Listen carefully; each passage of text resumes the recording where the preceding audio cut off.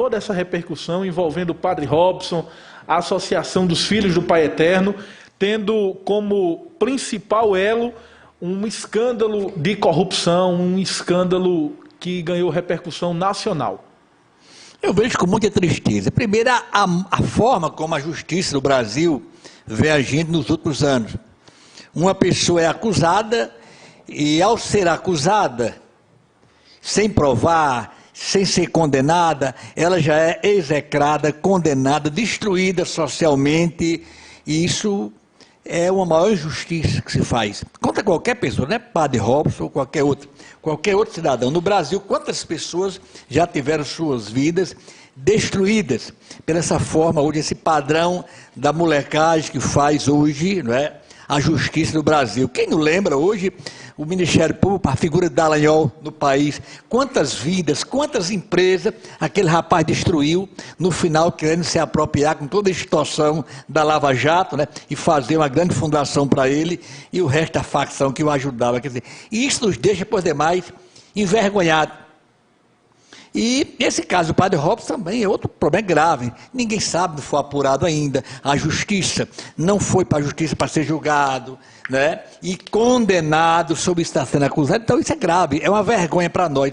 Um fato dessa natureza, se houvesse o mínimo de respeito, isso funcionava no âmbito do foro interno, íntimo, sigiloso da justiça, né? Agora, depois, saindo da condenação, o padre ia para a cadeia, né? Aí se divulgava, mas infelizmente a justiça hoje do Brasil, ela age na contramão do tempo, né, da história, não faz jus à sua história. No Brasil, infelizmente, hoje acontece isso, é uma grande tristeza, é uma grande vergonha. O Brasil tem diminuído nos últimos anos, graças a esse papel indecoroso da justiça brasileira, do Ministério Público. Quantas leis novas foram aprovadas, quantos instrumentais, por exemplo, a delação premiada, que é um instrumental bacana, moderno, mas infelizmente o Brasil tem usado isso como instrumental de tortura, né, e de extorsão das pessoas, de enfraquecimento da justiça brasileira. Então esse fato é triste, envergonha todo mundo, a igreja, os cristãos, a justiça brasileira, o Ministério Público, pela forma, quando você vai investigar um fato, que você colhe um bocado de provas que vão ser ainda comprovadas dentro de um processo, aí você já joga isso na justiça e destrói a vida de uma pessoa e macula uma instituição como é. De qualquer forma, isso aí é uma seta, é atingir a Igreja Católica no Brasil nesse momento. Por trás disso aí tem uma ação política. Ninguém se engane. No final esse projeto vai ser apurado, tudo isso é uma ação indireta do instrumental político brasileiro hoje, que todo dia vai matando, fazendo essa pátria menor e as oligarquias, as elites desse país cada vez mais fortalecida. Basta você olhar, amanhã você me dirá, né, isso aí, o desfecho dessa situação do Padre Robson. Como o senhor viu também a vida de luxo do Padre Robson e das pessoas ligadas diretamente à Associação dos Filhos do Pai Eterno? Com banheira de hidromassagem, com uma casa suntuosa, luxuosa. Como o senhor viu isso também?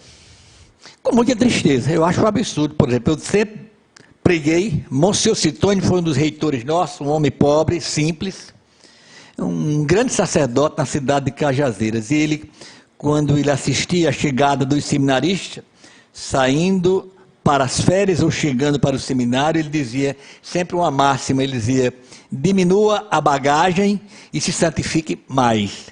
Para que tanta coisa na vida? Por exemplo, eu sou padre, mas o que eu tenho lá em casa, nunca eu tive nada maior nem melhor do que qualquer trabalhador da fazenda.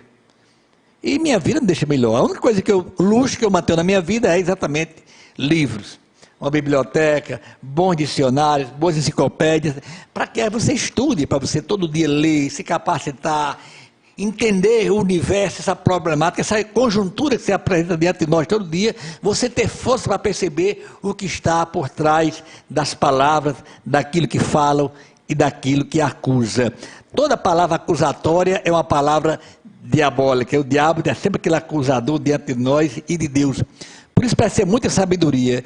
E a justiça no Brasil, esse ano, infelizmente, ela tem uma atitude muito diabólica, na maioria das vezes, porque ela execra, ela destrói as pessoas, e depois de 3, 4, 5, 6 anos é que sai a inocência das pessoas. Então a gente fica muito triste. Uma frase, você tem de olhar a situação e ver sempre aquilo que a Bíblia traz de ensinamento para nós. Depois de todo aquele percurso da condenação de Jesus, que não teve direito à prova, Jesus não teve direito a advogado nem nada, ele foi lançado na cadeia, ele foi levado aos tribunais, ele foi levado até a cruz, e naquele momento que Jesus estava na cruz, terminou o desfecho, deram aquela flecha grande no seu coração, que ele perdeu o resto da água e do sangue que tinha no seu corpo. Aquele centurião romano, ele olhou e disse aquela máxima: realmente este homem era o Filho de Deus. Infelizmente, na justiça do Brasil, já a inocência, ninguém tem a presunção de inocência das pessoas. Baixa uma crítica, o cara já é condenado, já é um réu, já é destruído. No Brasil vem tendo isso. Eu sempre vi no Brasil uma acusação no passado, que acusaram aquele ministro Abiakel, né, que ele tinha uma estrutura de pedras preciosas, acúmulo de minério, tudo mundo. Depois a Rede Globo fez toda aquela acusação e não teve mais como se retratar. Enfim, pagou uma grande multa, mas aí a vida do homem foi destruída. E nesse momento no Brasil, quantas vidas foram destruídas, e só depois é que vem provar a inocência das pessoas. Com relação à ostentação de qualquer pessoa, padre, bispo, quem não lembra, uma das primeiras atitudes desse Papa Francisco foi exatamente desconstituir aquele cardeal alemão que fez aquela grande reforma de mais de 17 milhões de dólares, né? Enfim, uma reforma suntuosa no palácio daquele cardeal, e o Papa simplesmente: ei, menino, você está no lugar errado, né? E o afastou, e depois a história e o tempo confirmaram a vida de escândalo daquele monsenhor. Então, o segredo de qualquer padre, bispo, religioso, é a opção pelos pobres, é a pobreza. A pobreza é você ficar com menos bens desse mundo e se empoderar de forma muito maior dos bens espirituais, né? Da humildade, da caridade, do amor, do despojamento, que faz você mais maneiro para comunicar o amor de Deus às pessoas. Então, a ostentação não é de Deus.